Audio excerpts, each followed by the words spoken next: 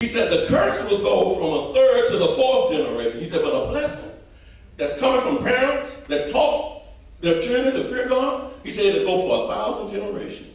Do you not know since Adam, there's only been 120 generations? That's amazing, isn't it? And God said, I'll let the blessing go to 1,000 generations. We got a long way to go. We got a lot of blessings yet to get. But what I want you to get in this honor is the key.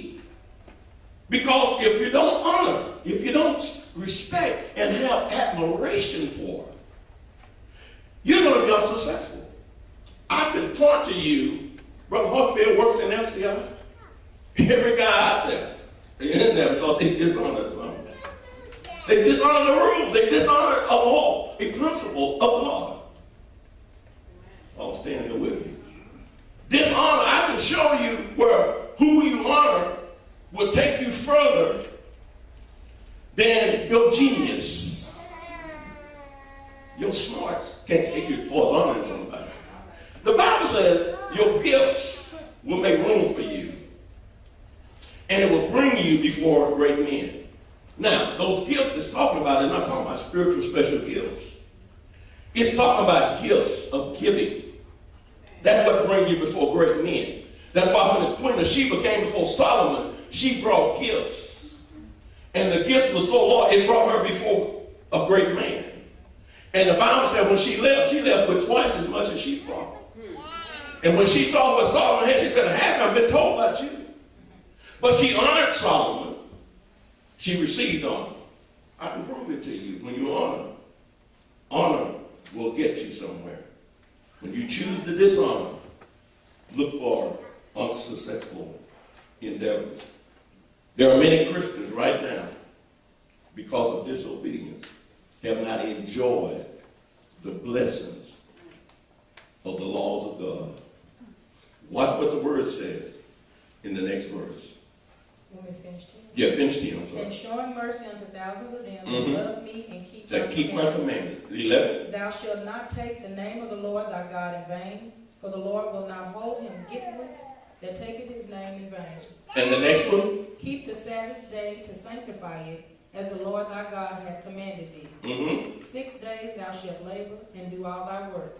But the seventh day is the Sabbath day of the Lord thy God. In it thou shalt not do any work, thou, nor thy son, nor thy daughter, nor thy manservant. Nobody work for you. Come on. Nor thy maidservant. Come on. Nor thine ox. Don't loan your trapped out. Nor thine ass. Come on. Nor any of thy cattle. Yeah, y'all hear me. Nor thy stranger that is within thy gates, that thy manservant and thy maidservant may rest as well as thou. But why did he do it? Now watch how he explains why he said this. Read what it says. And remember that thou wast a servant in the land of Egypt. You have to remember you have been a slave that worked 7 days a week.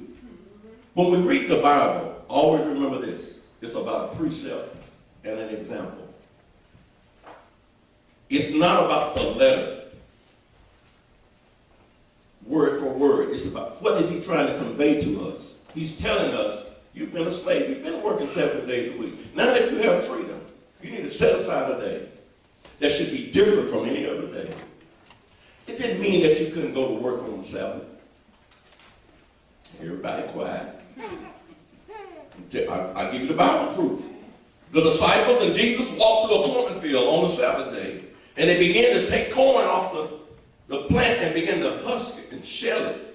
And the Bible said they began to eat it. Well, the Bible said, first of all, they rubbed it with their hands. They didn't get a chance to wash it. Y'all not in there with me. And they didn't get a chance to wash their own hands. So they were rubbing the corn, getting the silk out of the corn, because they were going to eat the corn. They ate raw corn as they were walking through the cornfield on the Sabbath. First of all, you're only supposed to walk so far on the Sabbath. I don't know if you know the rules on the Sabbath, because y'all not born under the law. Y'all don't know that. But on the Sabbath, you can only go a Sabbath, what they call a Sabbath day journey.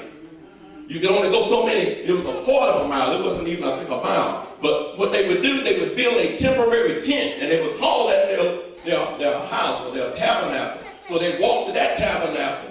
Then they had another tabernacle because they wanted to go 5 miles. They had about 3 or 4 tabernacles. And they walked to that next tabernacle to keep from breaking the law. Y'all not in there with me. So here was Jesus and his disciples hadn't washed their hands. They're on the Sabbath in the field, shucking corn, eating the corn. They said, this is wrong. The Pharisees said, your disciples are shucking corn on Sabbath.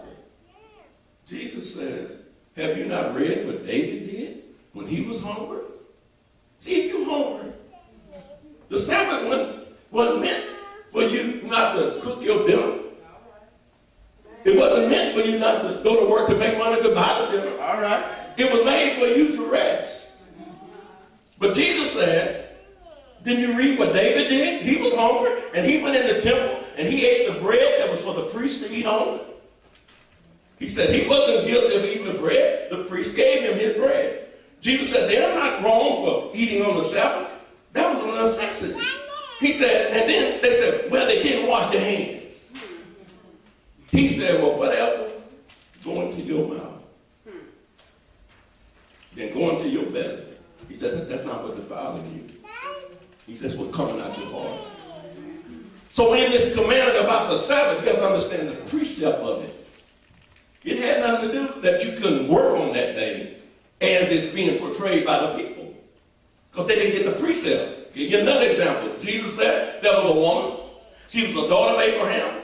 And he was going to heal her on the Sabbath day. And they were looking at him to see if he would do it. And the Bible said he saw him. He looked around right back at him. Look how they started to look right back at folks when they're looking at you. You ever been going somewhere and somebody walking behind you looking at you? Just turn around and look at him. So Jesus saw him looking at him, and he looked at him. And let him know, I know you're looking at me. And then he went and healed on the Sabbath. Then they want to take up stones and kill him. Oh, you're doing work on the Sabbath. You're doing work on the Sabbath. Now, Jesus can work on the Sabbath. Jesus said, if my Father is working on the Sabbath, God, I wish I knew the Bible. He said, all the reason that the miracle happened because my Father in heaven is working. And the healing, he said, was my Father's working. He said that is it not right for this daughter of Abraham who have been bound all of these years? You'll go out, he said, you'll go out in your field on a Sabbath and get your ox out of the ditch. Your cow that's fallen off and got tangled up, you'll go get your ox and get your livestock straightened out. But this daughter of Abraham have suffered all this time. And here you are. You missed the whole point. He said, that Sabbath, you were not made for it. It was made for you. I can't stay on the Sabbath. I can stay on that all night. But I need to get you to understand precepts. He's given us guidelines to go by. Sundays or Sabbath days, whichever you choose, should be different from any other day. It doesn't mean you can't do certain things on that day. You should make it a different day. That day, if you're not at work, you ought to come to church.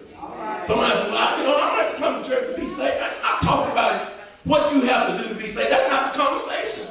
The conversation is, stay with the subject now. I'm not talking about what you have to do to be saved. I can say this is saved at the house. That's not what we're talking about. I'm telling you, one day out of the week should be different from the rest of the days. If you want to lay and look at the Lifetime movie star, they do it on Saturday. Just make your Sabbath day. It's a Saturday Sabbath or Sunday Sabbath. Make that day different. All he was saying. So God wanted to be honored. The first 4 commandments had to do with honoring God. No images. No that you bow down to trying to come up with what God looked like. And I promise you that Jesus didn't have blonde hair and blue eyes. I promise you that.